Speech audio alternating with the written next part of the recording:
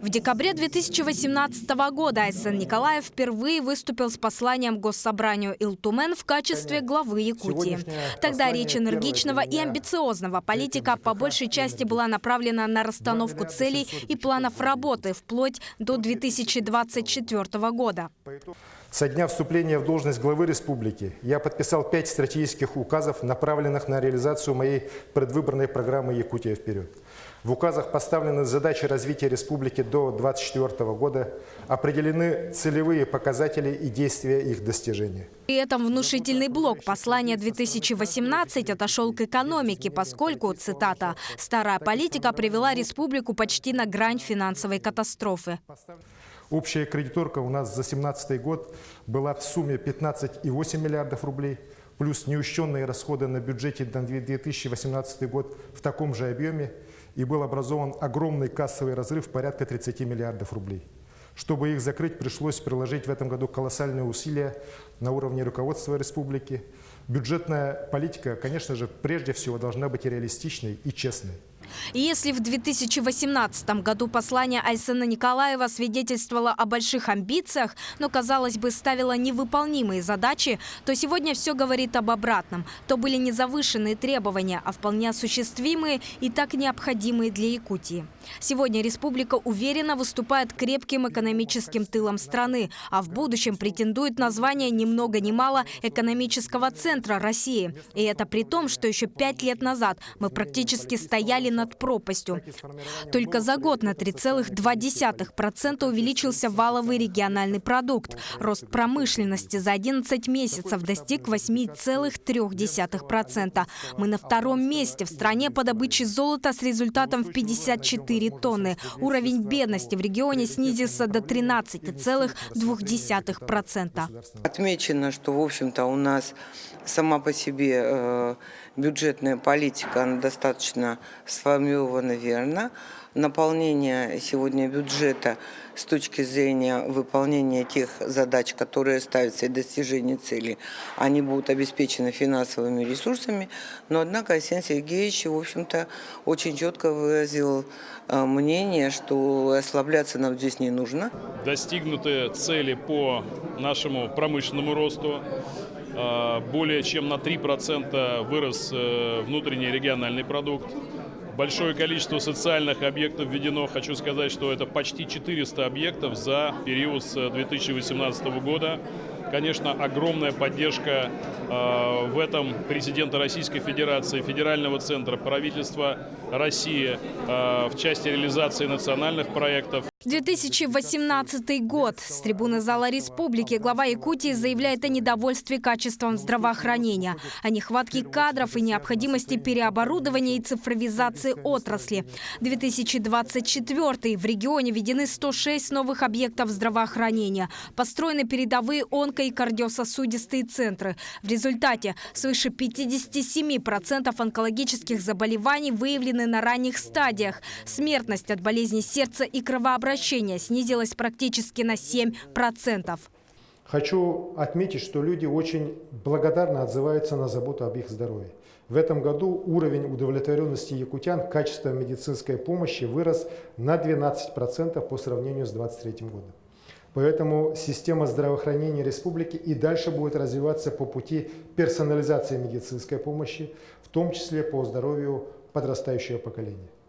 Еще одной из поставленных в 2018 году задач было подключить 85% жителей к высокоскоростному интернету через 5 лет. В новом послании глава этот момент даже не упомянул. Еще в первой половине этого года показатель достиг 93%.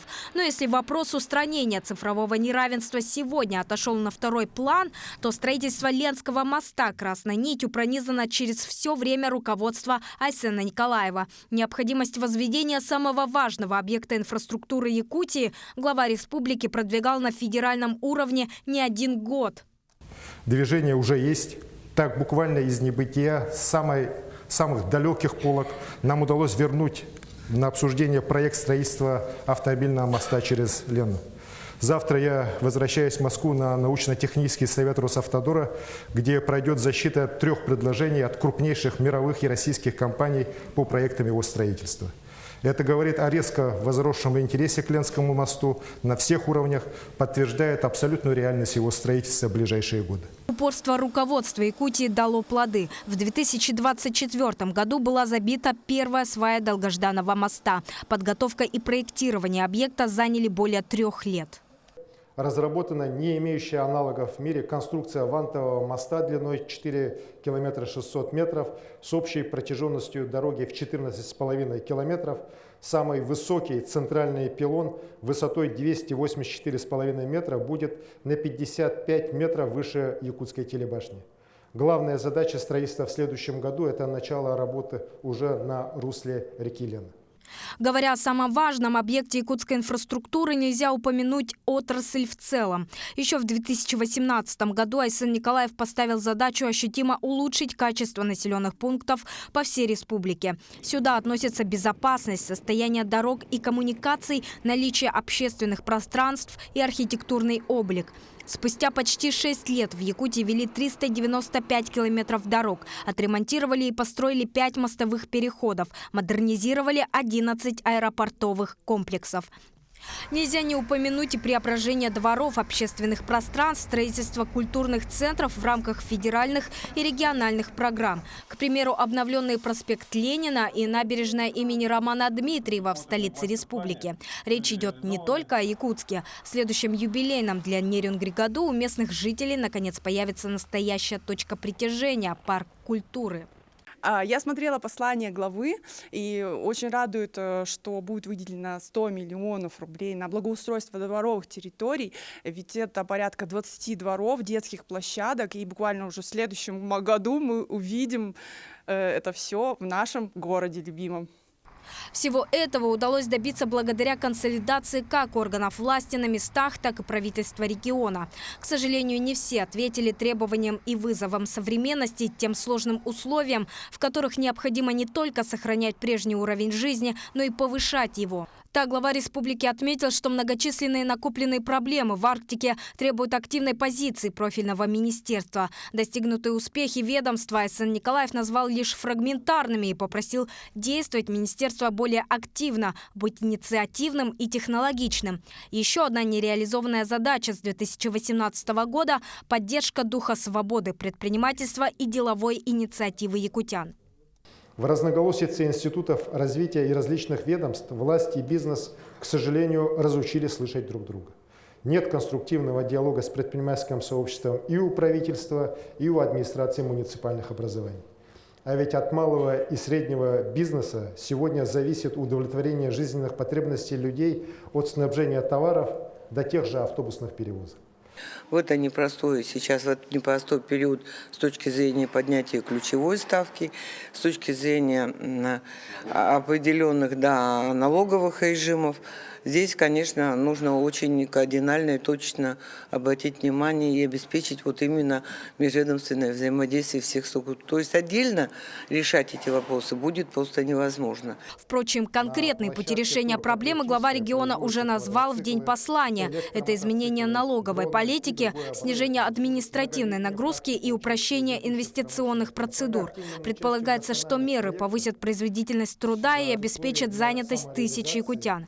Аналогичная застойная ситуация наблюдается и в сфере образования, низкая производительность которой стала результатом архаичной системы управления и нежелания министерства выходить из зоны комфорта. При этом работа в области улучшения условий обучения ведется с завидным успехом.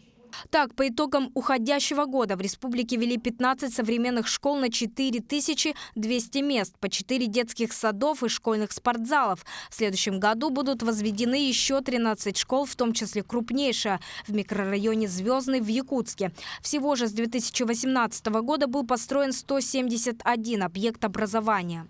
В свое время Айсен Николаев говорил и о достижении национальных целей. В этом году эти тезисы – демография, развитие человеческого капитала и патриотизм – вышли на первый план. Еще с 2022 года правительство республики активно реализует политику поддержки молодых и многодетных семей, укрепляет свои позиции в социальной сфере. Весь прошлый год был посвящен семье. В этом году глава республики объявил о назначении регионального материнского капитала в размере 433 тысяч рублей при рождении 4-го и последующих детей. Я считаю, что это очень позитивное, мощное решение, которое будет настоящей поддержкой и стимулом для молодых семей. Наконец, главное, 2025 год был объявлен годом защитника Родины. Еще 6 лет назад перед Госсобранием Айсен Николаев призывал якутян объединиться ради общего блага, понять значимость своего участия в общественной жизни. Сегодня это звучит актуально как никогда. Однако теперь приняты решительные меры. В 2025 году будет создан Республиканский молодежный центр «Патриот». Под эгидой единого ведомства выступят все центры военно-спортивной подготовки и патриотического воспитания республики. Участники СВО будут назначены заместителями глав районов и городских округов по патриотическому воспитанию. Это будет годом сплочения людей, единства и такой силы. Определенный вектор развития только вперед. Сравнение двух посланий доказало, Якутия, самый большой регион России, раз за разом показывает не только решимость противостоять вызовам, но и внушительный результат. Остаются и проблемы, куда уж без них. И все же, вне сомнений, послание главы республики 2024 можно считать новой точкой отсчета к новым победам.